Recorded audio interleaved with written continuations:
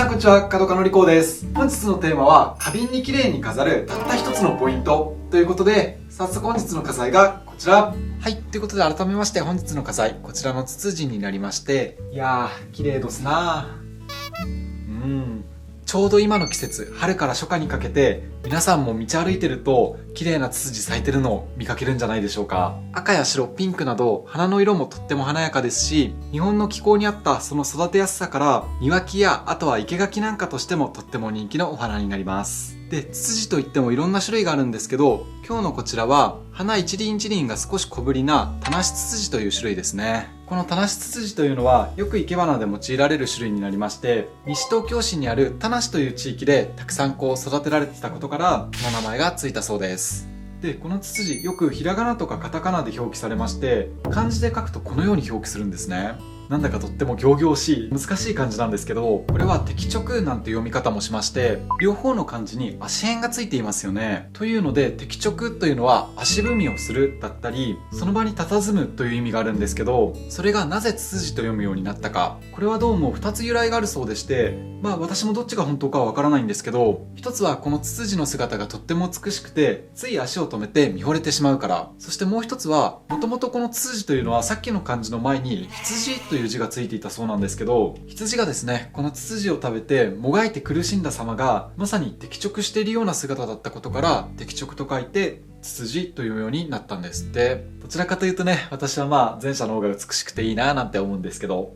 あともう一つ、ツツジと呼ばれるようになったシンプルな理由として、この花の形状が筒のように見えることからツツジと呼ばれるようになったそうです。いわゆる桜のような花びらが一枚一枚離れている利弁花ではなくて、このツツジはですね、朝顔のように根元でくっついていて、先端部分で花びらが分かれている。こういったお花は合弁花なんて呼ばれるんですけど、この合弁花の特徴を持つツツジのお花が、筒に見えたんでしょうね。で、今ご紹介した後者の方の理由、羊がこのツツジを食べてもがき苦しんだというところなんですけど、実はツツジには有毒のものがあるそうでして、今では園芸品種でめちゃくちゃ種類が出てるので、有毒のもの、無毒のもの、いろんなものが出てるみたいなんですけど、ですのでこのタナシツツジにも毒はないんですけど、ただツツジというと私もちっちゃい頃しょっちゅうやってたのが、花を一輪取って根元の方から口で吸うと甘い蜜が吸えるんですよね。ということで小学生の頃花壇に咲いてたツツジの花摘んでしょっちゅう蜜吸ってたんですけど、あれは実は結構危険な行為だったみたいですね。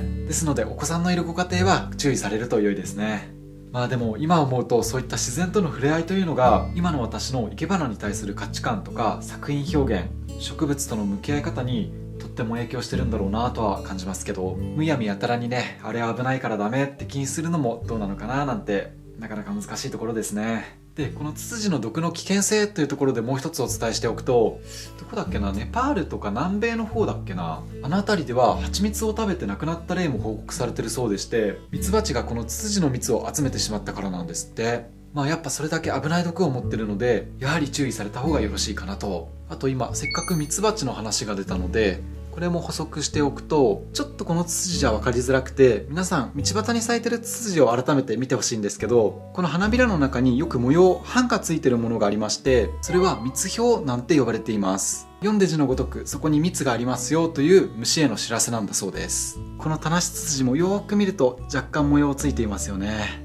紫外線だっけな、我々の見てるこの花の色と虫の見てる色っていうのは全然違うそうですからね。虫からしたらもしかしたらもっとくっきりと見えているのかな。ということで今が旬、とっても綺麗なこちらのツツジ1種類を使って、こちらのどこにでも売ってるようなシンプルな花瓶を使って、初心者のやってしまいがちなミスと言いますか、よく見かけるパターンっていうんですかね、それをたった一つのポイントでプロっぽく綺麗に飾るテクニック、ポイント、そんなものをね、ちょっとビフォーアフターも交えて、皆さんにお楽しみいただければと思っております。ぜひこの動画を参考にこの春生けて飾ってみてください。はい、ということでですね、まず最初に初心者の方がよくやってしまうパターンといいますか、生け方を皆さんに見ていただこうかなと。私がよく見かけるのが、やはり買ってきたお花や切ってきたお花、これ短く切るのかわいそうというので、このまんまこのように花瓶に挿してしまう。で、もちろんお花自体が綺麗なので、普普通にこのまんまお部屋に綺麗に飾れるんですけど、これをよりプロっぽくと言いますか、どうすればもっと綺麗に飾れるかなっていうところで今日はお伝えしていければなと。で、先ほど事前にこんな感じでビフォーのお花撮っておいたので、後で今日お伝えしたポイントを踏まえていけたお花と比べてみてもらうと、その違いもお楽しみいただけるんじゃないかなと思います。で、まずこの状態で何が気になるかなっていうところなんですけど、何点かポイントがありまして、まず一つ目、これは皆さんも感じるんじゃないかな。この花瓶に対してただお花を突っ込んだだけという印象になっていますね。また今入れた2本のお花の高さが全く同じなので、ちょっと左右に開いてしまって散漫な印象を受けると、これ一つ生け花の鉄則といいますか考え方として、片方の枝がですね、このぐらいまで下がってるとこっちがぐっと伸びやかに見えますよね。こうやって左右対称にするっていうのはよくフラワーデザインとかの世界では見受けられるんですけど、生け花はアシンメトリー、左右非対称の中にバランスを取ることで自然の美しさを表現していくと。自然界でもツツジだと生垣だとこう刈り取られてるので綺麗に高さとか揃ってるんですけど、手の加わってない自然というのは全く同じ高さのものがずらっと並んだりとか、左右対称っていうのはあまり見かけないですよね。左右で崩れた中でバランスを取るというのが、生け花といいますか日本人の美学、そんなところにつながってくるんですよね。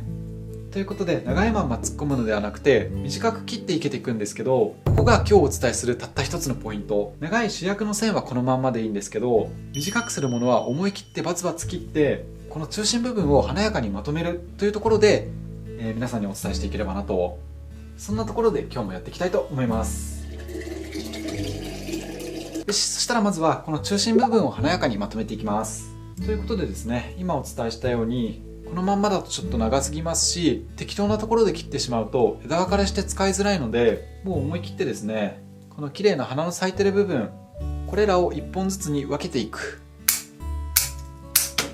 こんな感じで、これを中心部分にふわっといけていくんですけど、これも先ほどご覧いただいたようにそのまんま突っ込んでしまうと、器の口の部分とお花の部分というのがこの線で分離してしまうので、やはりこうどこか突っ込んだだけという印象のお花になってしまう。じゃあどうすればいいかっていうところなんですけど、器の下までこの枝を沈めるっていう意識よりは、少し浮かせながら前に張ったりすることでぐっと立体感が生まれるというのと、あとは器の口と花で接続部分ができるので花と器が一体化してくると。先ほどの突っ込んだだけだとこんな感じなんですけど、斜めにいけることで花と器に関わりができてくる。ですのでこの場合はもう少し短くしていけていくといいんですけど、そうやって中心部分をきれいにまとめていきたいと思います。こんな感じで短くしたら前に貼るように斜めにスッといけていく。こんな感じかな。他も同様にいけてきます。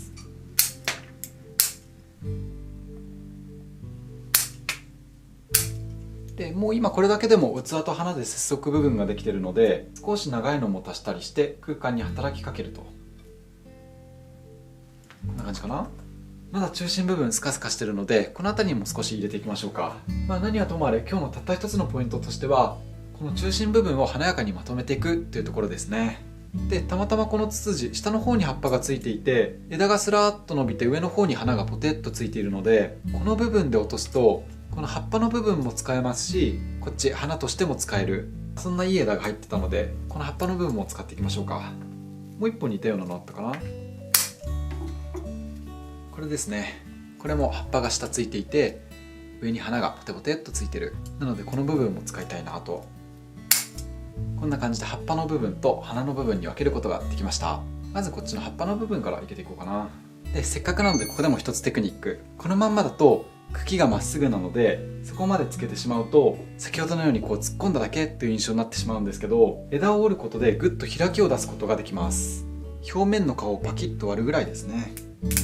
こんな感じ。これだとまだ芯は残ってるので植物はしっかりと水を吸ってくれるというところで、先ほどまでまっすぐだったのがぐっと横に開きが出てきます。で、これを生けていくと、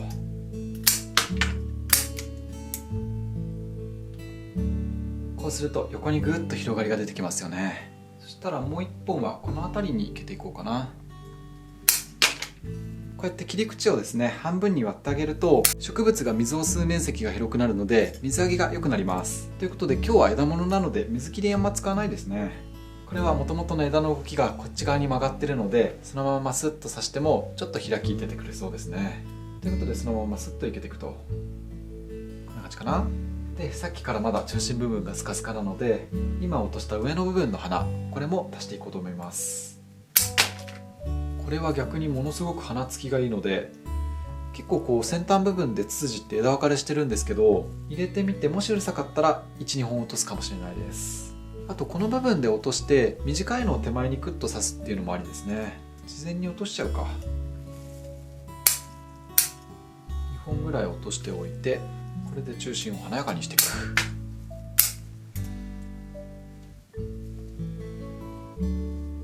これでだいぶ中心部分がふわっと華やかになりましたよね。そしたらまだちょっとこの辺がグッと締まってて、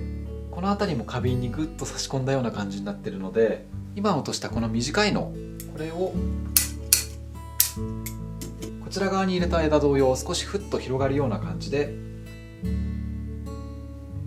スッと斜めにいけていく。で、あとはあまりにボテッとしてたらちょっと空間を意識してあげるといいかもしれないですね。まあこの辺りは好みになってくるのかな。こんな感じでしょうかね。いかがでしょうか。このタイミングでさっき撮った作品ちょっと見てもらいたいんですけど、一番最初にお伝えしたように、まず花瓶にただ突っ込んだだけという感じになっている。またそのために器の口元の部分と植物との間にくっきりと境界線ができてしまっているので、一体感というのに欠けてしまっている。そして同じ高さに2本入っているというところで、少し散漫な印象と、あとはメリハリに欠けてしまっている。まあそんなところで今日のたった一つのポイント、中心部分をきれいにまとめてあげると、そういったところが解消されるんじゃないかなと。で、もうこのまんまでもきれいに飾れると思うんですけど、最初にお伝えした左右の大きな変化というところでは、実はまだ高さが同じぐらいですよね。というところで若干左右対称のような感じになってるので、ここで最後にこちら最初にボサッといけてた枝の1本になるんですけど、これを高さを変えずに最初と同じようにボサッといけてみようかな。そうすると何が起こるかっていうのも楽しんでいただけるんじゃないかなと思います。で、ただこれ1本ちょっと暴れてるので、これだけ落としていこうかなと。少しだけすっきりさせて、でこれを最後にスッといけていく。ちょっと調整して、これで一気にこちら側にグッと伸びやかさが出たのが見て取れたんじゃないかなと。で、飾るスペースによってはもっと華やかにしたい場合、こちらのメインの伸びやかさを損なわないように、こちら側に少し貼るようにふわっと入れても、よりスケールが大きくなって華やかになってくるんじゃないかなと思います。めっちゃいいとこで噛みそうになっちゃった。ということで、これでですね、たった一つのポイントでツツジ1種類を花瓶に生けたちょっとしたお花が出来上がりました。はい、いかがだったでしょうか。本日の動画が面白かった、ためになったっていう方は、チャンネル登録や高評価をポチッとよろしくお願いいたします。それでは本日も最後までご視聴いただきありがとうございました。